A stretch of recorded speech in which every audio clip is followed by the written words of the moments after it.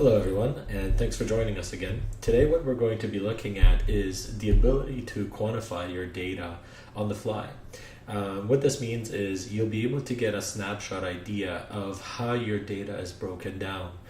For example, this could apply to getting an idea how many members are within a certain tier, how many people there is in a certain province or country, or any other value, which is really a list of values or either a yes or no and question and answer. If you look at the screen, you'll notice that I'm looking just at the pages table, but the same functionality applies for all tables. It doesn't really matter whether it's a system table that came with a module or it's a table that you've created yourself.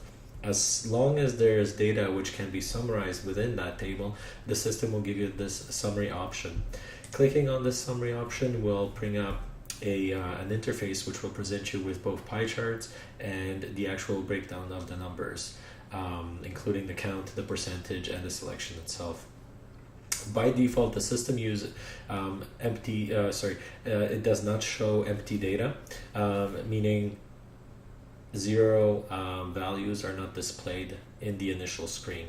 I'm just going to disable that and apply it just to show you what a difference it makes. And you can see here that the subpage of question is now a lot longer in terms of what it's being displayed, because it does have a lot of options in here, but a lot of these are zero value options, so we're not interested in those. We don't care that they actually show up in a report.